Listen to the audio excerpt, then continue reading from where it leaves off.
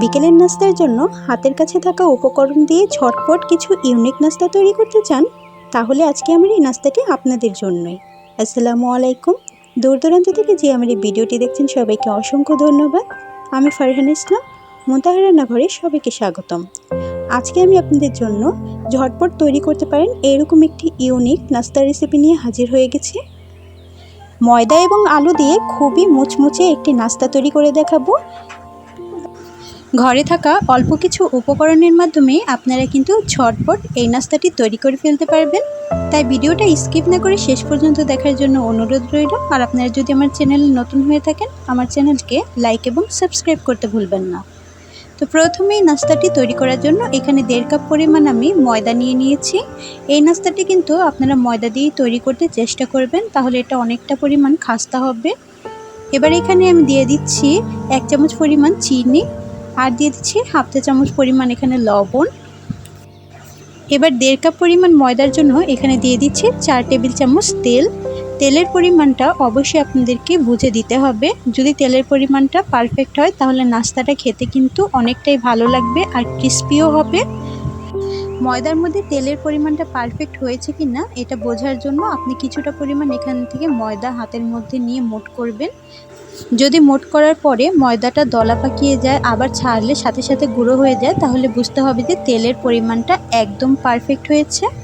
তো আমি কিছুটা পরিমাণ ডো এভাবে হাতে নিয়ে দেখুন হালকা প্রেস করছি, দলা পাকাচ্ছে, আবার ছাড়লে কিন্তু গুঁড়া হয়ে যাচ্ছে। তাই আমার তেলের পরিমাণটা কিন্তু একদম পারফেক্ট আছে। এবার এখানে আমি হালকা কুসুম গরম পানি দিয়ে একটা রুটির ডোয়ের মতো ডো তৈরি করে নেব। অবশ্যই এখানে কুসুম গরম পানি ব্যবহার করার চেষ্টা করবেন, এতে করে নাস্তাটা কিন্তু অনেকটাই ভালো হবে। তো আমি অল্প অল্প করে প্রথমে পানি দিয়ে এই ডোটা তৈরি করছি। একসাথে যদি বেশি পানি এখানে ব্যবহার করি তাহলে ডোটা কিন্তু পাতলা হয়ে যেতে পারে, এতে করে নাস্তাটা সুন্দর হবে না। কিছুক্ষণ ভালো করে মাখার পরে দেখুন এরকম একটা সফট ডো আমি তৈরি করে নিয়েছি। ডোটা কিন্তু আমি বেশি একটা নরম করে ফেলিনি, আবার বেশি শক্তও রাখিনি। তোমার ডোটা মাখা হয়ে গেছে। এবার হাতের মধ্যে কিছুটা পরিমাণ তেল নিয়ে আমি এই ডোয়ের উপরে ভালো করে মাখিয়ে নেব।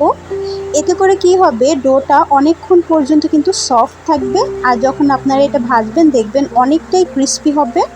তো তেলটা দেওয়ার পরে আমি আবার একটু ভালো করে মাখিয়ে দিলাম।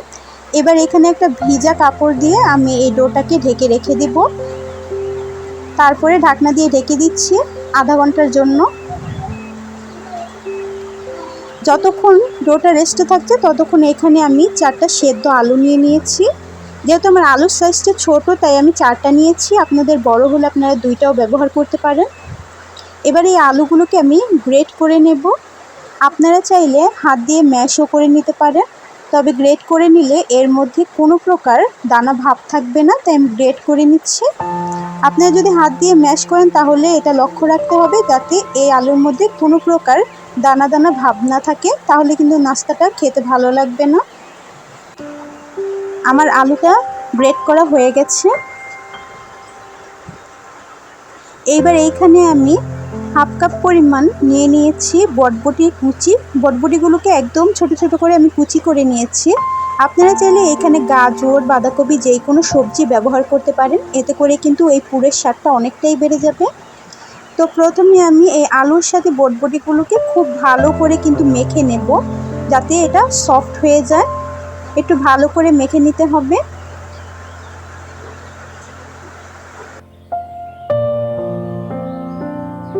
আলুটা আমার খুব ভালো করে মাখা হয়ে গেছে।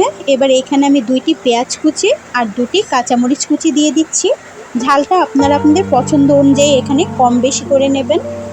স্বাদ মতো এখানে দিয়ে দিচ্ছি আমি লবণ, হাফ চা চামচ পরিমাণ দিয়ে দিচ্ছি হলুদের গুঁড়া, 1/4 চা চামচ দিয়ে দিচ্ছি এখানে মরিচের গুঁড়া, 1/4 চা চামচ এখানে দিয়ে দিচ্ছি ধনিয়ার গুঁড়া, 1/4 চা চামচ এখানে দিয়ে দিচ্ছি ভাজা জিরার গুঁড়া। এবার এই পেঁয়াজগুলোকে হাতের সাহায্যে ভালো করে এভাবে একটু ভেঙে নেব। তারপরে আলুর সাথে খুব ভালো করে মশলাগুলোকে মেখে নিতে হবে। এই পুরটা যতটা পরিমাণ আপনারা সফট করতে পারবেন ততই কিন্তু ভালো হবে, যেহেতু এটা আমি রান্না করব না।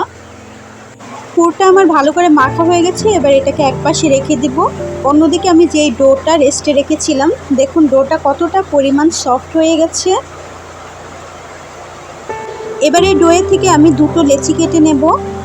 আপনারা চাইলে আরও ছোট ছোট করেও তৈরি করতে পারেন, তবে আমি দুটো লেচি কেটে নিচ্ছি। এবার এভাবে টেনে বলের মতো শেপ করে নেব। এভাবে টেনে নিলে কিন্তু বলের শেপটা খুব সুন্দর হয় আর রুটি বেলার সময়ও খুব সহজ হয়। তো আপনারা আপনাদের সুবিধা অনুযায়ী গোল বলের মতো শেপ তৈরি করে নেবেন।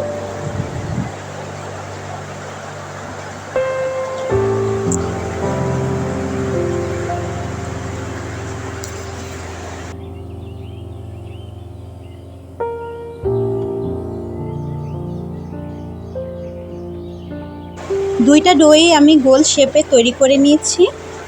এবার এখান থেকে একটা ডো আমি রেখে দেবো আর অন্য ডোটা এভাবে ঢেকে তারপরে ঢাকনা দিয়ে ঢেকে অন্য পাশে রেখে দিচ্ছি। তো যে ডোটা নিয়েছিলাম ফিরের উপরে আমি কিছুটা পরিমাণ ময়দা ছিটিয়ে এই ডোটা একটা পাতলা রুটির মতো বেলে নেব।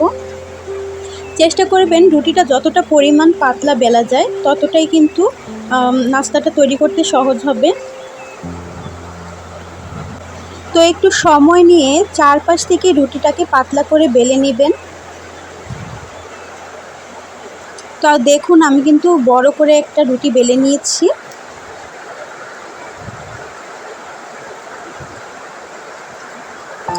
আর রুটিটা দেখে কিন্তু আপনারা বুঝতেই পারছেন আমি কতটা এটা পাতলা রেখেছি। এবার এখানে একটা বয়মের মুখা নিয়ে নিয়েছি। এটা দিয়ে আমি গোল গোল করে ছোট রুটির শেপগুলো তৈরি করে নেব। আপনারা চাইলে কিন্তু ছোট ছোট লেচি তৈরি করেও এই শেপগুলো তৈরি করতে পারেন, তবে তাতে কিন্তু অনেকটা সময় চলে যাবে। এভাবে একটা রুটি তৈরি করে আপনারা যদি ছোট ছোট এভাবে শীটগুলো তৈরি করে নেন তাহলে কিন্তু আপনাদের এই নাস্তাগুলো তৈরি করতে অনেকটা সহজ হবে। আর সবগুলো শীটের সাইজ কিন্তু একই সমান হবে, এতে করে নাস্তাটা তৈরি করতে কিন্তু অনেকটাই সহজ হবে, দেখতেও সুন্দর হবে। তো আমি একসাথে কিন্তু অনেকগুলো শীট তৈরি করে নিচ্ছি। আর এই রুটির যে বাদবাকি অংশগুলো আছে এগুলোকে আমি ফেলে দেব না, এগুলো দিয়েও আমি আরও কয়েকটা শীট তৈরি করে নেব। তো এইভাবে টান দিলেই কিন্তু উঠে আসবে। এবার এখান থেকে একটা শীটের মধ্যে আমি কিছুটা পরিমাণ আলুর পুরটা দিয়ে দিচ্ছি। পুরটা মাঝ বরাবর দিয়ে এইভাবে একটু গোল শেপ দিয়ে নেবেন। তারপরে উপর থেকে আরেকটা রুটি দিয়ে দিবেন। হাত দিয়ে চেপে চেপে রুটিটাকে ভালো করে সিল করে দিবেন যাতে করে ভাজার সময় পুরটা বের হয়ে না আসে। তো দেখুন এইভাবে আমি চেপে আটকে দিয়েছি। এবার একটা ছুরির সাহায্যে এর সাইডের যে অংশগুলো আছে এগুলোকে আমি এভাবে চিকন চিকন করে কেটে নেব।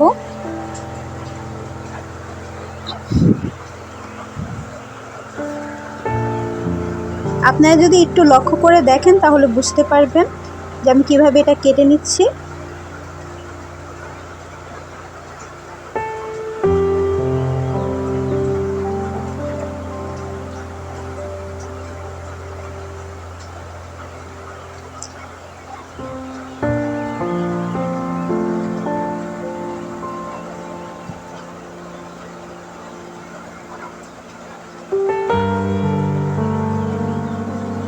তো এই তো আমি রুটিটার চারপাশে কিন্তু এভাবে ভালো করে দাগ কেটে নিয়েছি। আপনাদের একটু কাছে থেকে দেখিয়ে দিই তাহলে বুঝতে সুবিধা হবে। আমি কিন্তু এভাবে দাগ কেটে নিয়েছি। এবার তিনটি করে লম্বা অংশ একসাথে এভাবে চাপ দিয়ে আমি একটা শেপ তৈরি করে নেব। একসাথে তিনটা করে এভাবে চাপ দিলেই কিন্তু লম্বাটা একটা শেপ তৈরি হয়ে যাবে। দেখুন তিনটা তিনটা করে নিয়ে কিন্তু আমি এইভাবে চাপ দিচ্ছি, সুন্দর একটা ফুলের শেপ তৈরি হয়ে যাচ্ছে।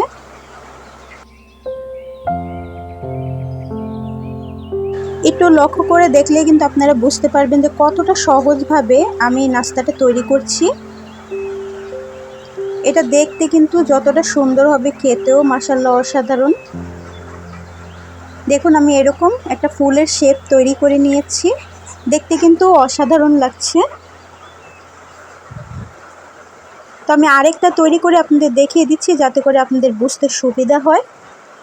তো এর জন্য আমি আরেকটা শীট নিয়ে নিলাম, এর মধ্যে 1 চামচ পরিমাণ আমি পুর দিয়ে দেব। পুরটা হাতের সাহায্যে ভালো করে গোল শেপ দিয়ে নেবেন। না হলে ভাজার সময় কিন্তু সাইডে থেকে বের হয়ে আসতে পারে। এর উপরে আরেকটা শিট দিয়ে আমি চেপে চেপে তারপরে এটাকে সিল করে দিচ্ছি। নাস্তাটা তৈরি করতে করতে আপনাদের বলে দিচ্ছি, যারা যারা এখনও আমার চ্যানেলে ভিজিট করেননি তারা অবশ্যই একবার হলে আমার চ্যানেলটা ভিজিট করে আসবেন, কারণ আমার চ্যানেলে এইরকম অনেক ভিন্ন ভিন্ন এবং ইউনিক নাস্তা রেসিপি আছে যা চাইলে আপনারা মাত্র 10 মিনিটেই বাড়িতে তৈরি করে ফেলতে পারেন। কারণ মুনতাহার রান্নাঘর মানেই কঠিন এবং ইউনিক নাস্তাগুলো আপনাদের সামনে একদম সহজভাবে প্রেজেন্ট করা, যাতে করে আপনারা ঘরোয়া উপকরণ দিয়ে খুব সহজে ওইসব নাস্তা তৈরি করে ফেলতে পারেন। তো দেখুন আমি এই নাস্তাটি তিনটা অংশ করে এভাবে জুড়ে দিচ্ছি, এতে করে কিন্তু একটা পাতার মতো শেপ তৈরি হয়ে যাচ্ছে। আর নাস্তাটা দেখতে কিন্তু একদম ফুলের মতো দেখাবে। দেখতেই পাচ্ছেন একদম সহজ কিন্তু এই নাস্তাটা তৈরি করা, আর একদম ইউনিক। যে কেউই চেষ্টা করলে এই নাস্তাটি কিন্তু খুব সহজেই তৈরি করে ফেলতে পারবে।